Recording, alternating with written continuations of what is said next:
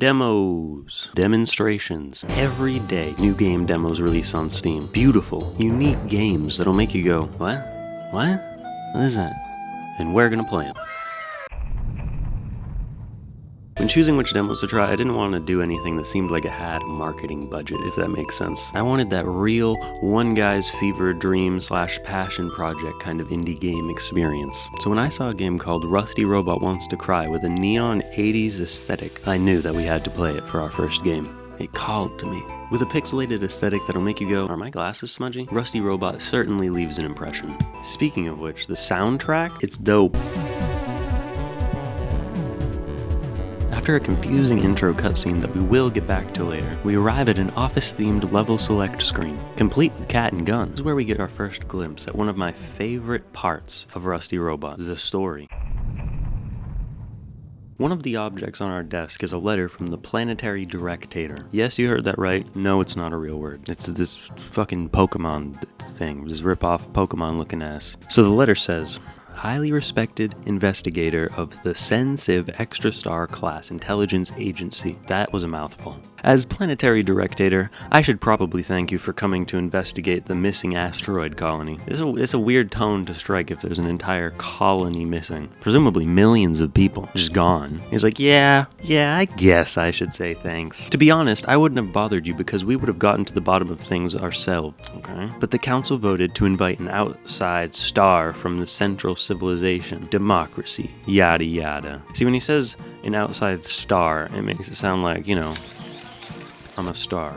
I'm a fucking movie star, like a really good detective. But I think that star is actually like the title. Like we're called stars. We're a star investigator. It's confusing. In short, welcome and good luck. You'll need it because the planet elites really didn't want some outsider to come sniffing around. So don't go getting too big for your britches. Getting some real Scooby-Doo villain vibes here. Like they got rid of the asteroid colony to do insurance fraud. With great respect and little hope. That is not a good way to sign off an email or a letter. A handwritten letter in white ink on a black piece of paper. The planet directator. Is he a planetary directator or the planet directator? I know a lot of the weird language is probably a translation issue because I'm pretty sure that this was originally written in another language, but I like to believe that this is just how people talk in the future. Now that we've read the welcome letter, which you could easily not interact with if you just wanted to get straight to the game, we'll get into the first level with a greater level of understanding to talk about the gameplay. Once in the level, we are introduced to Mike. I have no idea who the fuck Mike is. Are we Mike? I also don't know if he wants to go by Mike or Michael because the game calls him Michael, but then he says to call him Mike. Also, I don't know if Mike is 7 or 47 because both seem plausible from this picture. And Mike's kinda rude to Rollerbot. In this first level, we're introduced to the most basic gameplay mechanic. You roll in one direction and you jump. That's it. That's all you do. And it's surprisingly fun. It feels really good when you finally 100% a level after trying again and again. You use these arrows to switch the direction that you're traveling. So it's really a puzzle about finding the perfect path to get rid of all the glitches, collect all the stars, get the key, and get to the door. In level 2, Mike introduces us to the bonus objective of the game, which is to clear the levels of glitches, which can be found, I wouldn't call it lying around, it's really more floating, which can be found floating around the levels. In level 3, we get an axe that's thrown when we jump to kill these little bat things. In level 4, Mike is gone. How will we ever figure out the next mechanic? Oh no. Oh, you just jump? You just jump and it shoots an arrow? Okay, yeah, that's pretty easy, I guess. Okay, yeah. This level's where my first gameplay annoyance happened.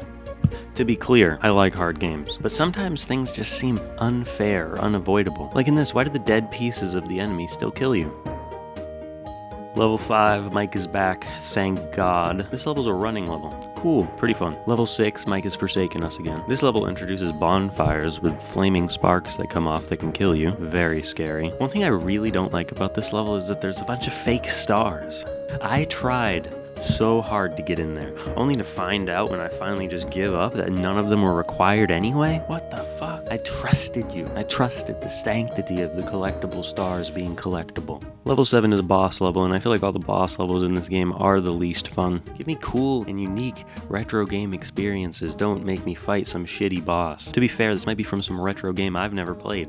Some game where you fight a dickhead fan that repeatedly kills you if you don't wait long enough at the stop point. Level 8 introduces an ice power. Cool. When you freeze the water, you can walk on it. Nice. Pretty obvious. I like that when you die, it tells you how you died. Like it says you drowned if you go into the water. One thing I don't like, though, is that every single time you walk into these stupid fucking blocks, box, it tells you that you're crushed. Oh, crushed. Oh, crushed. Not every time you walk into something is you getting fucking crushed.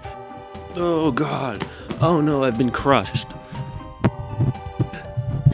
It just doesn't make sense. In level 9, boxes fall shattering into tiny little deadly pieces that you have to wait to pass before you go. I'm not a huge fan of the puzzles where the big puzzle mechanic is that you have to wait for something to happen. It's kind of like if you thought a crosswalk was a game, like a puzzle mechanic. No cars coming. I am so good at puzzles. I don't agree with it. I just think you're better than this. In level 10, Mike is back again. And let's read his words in this level very carefully because this level almost fucking broke me. You see how you have a gap on the side? I don't know.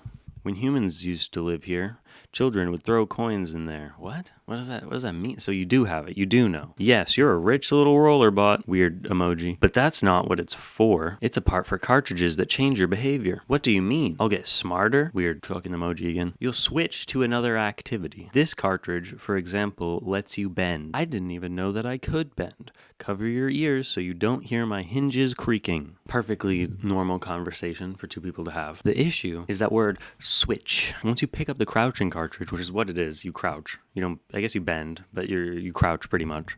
You can't jump anymore. So what this should have said is, hey, you dumb fucking robot. Once you pick up the crouching cartridge, you can't jump anymore, all right? Your jumping days are over. So you should get all your fucking jumping out of the way before you pick up that cartridge. But it doesn't say that. And I died again and again and again. It seems like you're supposed to go to the cartridge first. Mike makes it seem so cool. But if you go to that cartridge first, you will be forced to walk. You will walk into the wall and you will be crushed by the wall. It's not even a blue wall. It's just a regular wall and it crushes you. I think that if you're gonna have Mike in the level anyway, you should warn the player about this. Other people would have stopped playing. Maybe I'm just stupid though, and other people would have not even had any trouble with it.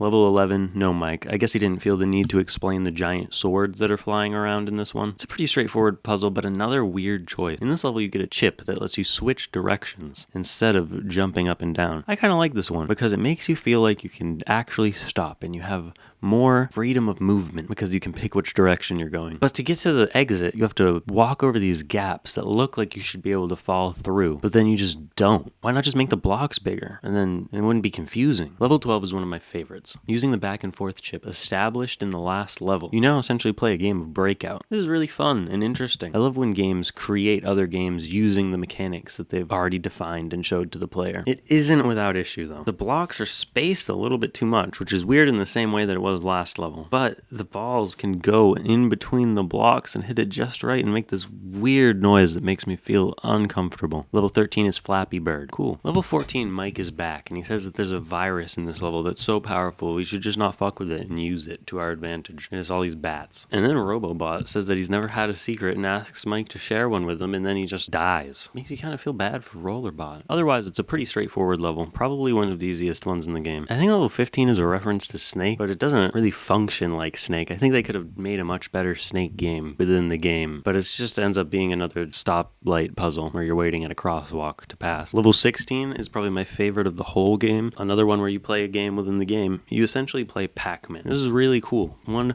glaring flaw in real Pac-Man, after you eat a power pellet, the ghosts go blue, and then they flash white to let you know that they're going to change back to their dangerous ghost form. Yeah, that doesn't happen here. It's a guessing game. You could be chasing someone, about to get them, and then bam, they get you. Uno reverse card. Not good. Doesn't feel good to die like that. Level 17 revolves around these birds and moving them to different areas of the map, and it's pretty annoying. Not in like a fun, difficult way either. The whole puzzle revolves around jumping right away. The second it starts, you jump. If you don't, you land on this button and you're fucked. You might as well just kill yourself. You might as well just die. You might as well walk into the wall and get crushed because it's over for you. You'll never be able to beat the map if you step on that first button. What you have to do is avoid that button and save it for last. And once you figure it out, it's not very hard to beat the level. Puzzles that are based so much around you paying attention?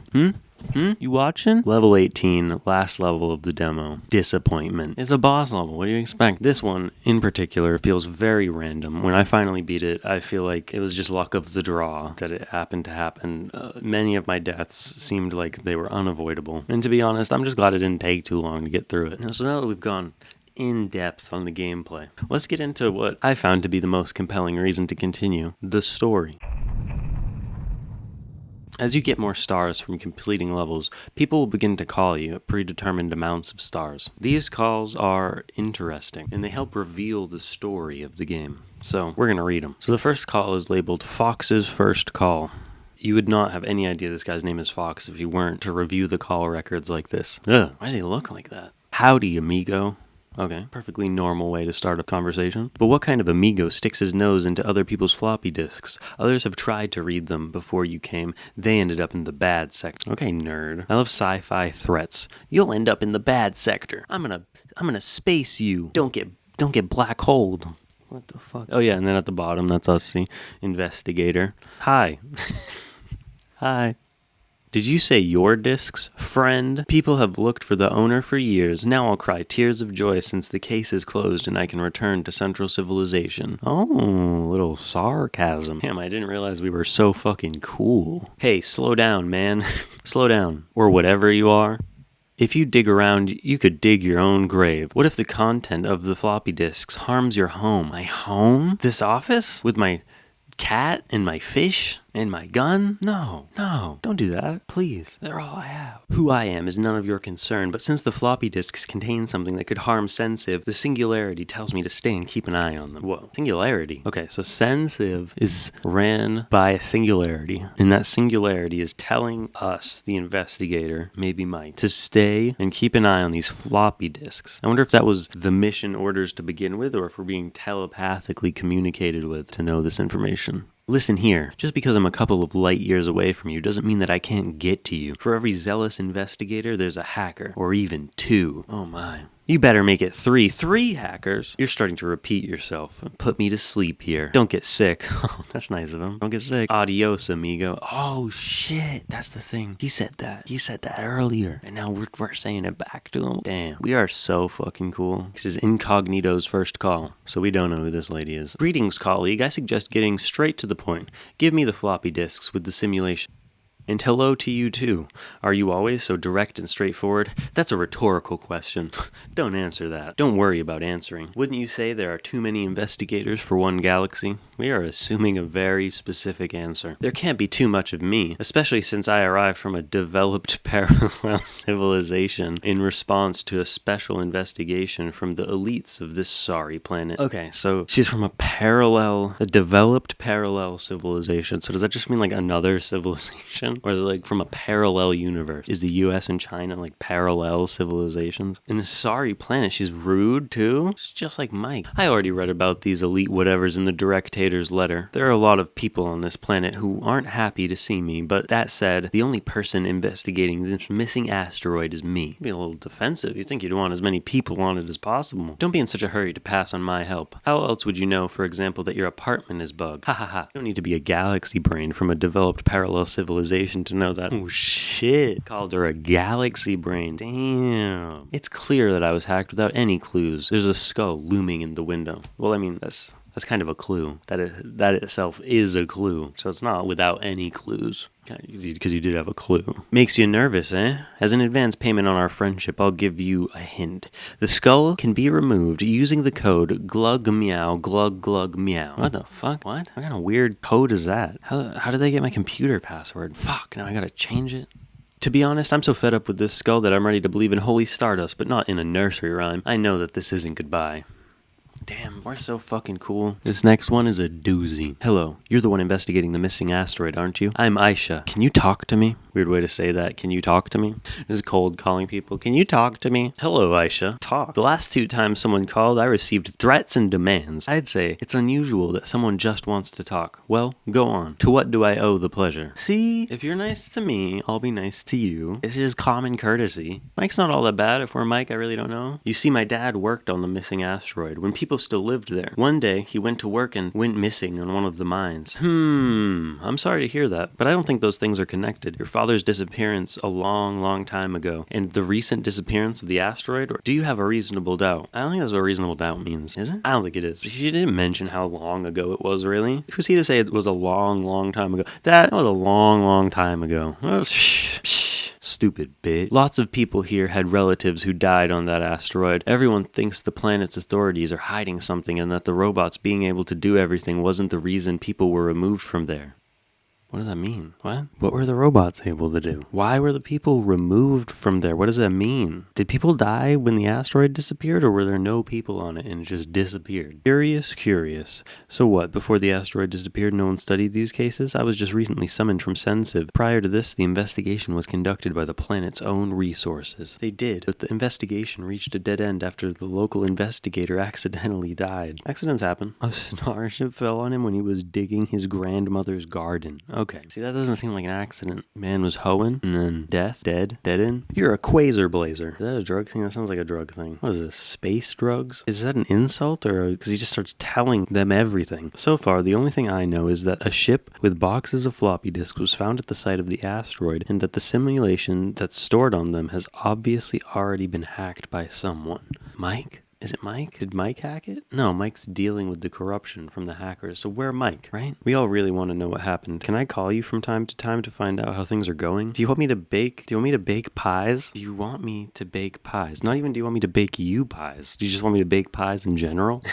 Wow. Who just offers to bake pies for people? Meat pies? Why does he assume it's meat? Why would you assume meat pies? Do you guys assume meat pies when somebody says something about making a pie? Well, grandma's bringing her famous meat pie to Christmas. I guess that would make sense. I don't know. It seems weird. Can I just have the stuffing without the dough? So he just wants meat? He just wants a bunch of meat? This guy's savage. Go ahead and call. Why shouldn't you talk to a good guy? I.e. me. Okay, so this dude's an alpha. Carnivore diet. Great with the ladies. Has sick comebacks for everything. That's cool. Bad because this is the last phone call. So let's see if we can piece together what actually happens in this story so far. We are a parallel investigator. No, we are an investigator. We are a star investigator, and that's our title. We aren't a star investigator. We're a star investigator from Sensiv, which is run by a singularity that has told us or telepathically communicated with us that we have to stay here and watch these floppy disks that have a simulation of a colony that used to be on an asteroid that disappeared. So if we go back to the cutscene from the beginning, it shows the planet being digitized. So we need to believe in that a ship did it. So whose ship is it? What the fuck? According to this level select screen, it seems like there's over 250 more levels. So who knows where the story would go or what other gameplay mechanics they'll stuff into those 250 levels. In conclusion, Rusty Robot Wants to Cry is an interesting and unique gameplay experience that is a love letter to retro gaming. Despite its annoyances, I still had a lot of fun actually playing the game, and reading and figuring out the story was a true, but don't take my word for it, go try this demo yourself, wishlist it on Steam if it seems like something you'd be into, and that's it for this episode. Did I play the full game when it releases? Are there any other demos that you think I should try? Let me know in the comments below. Please like and subscribe. Bye now. Bye. You gotta go now. Later.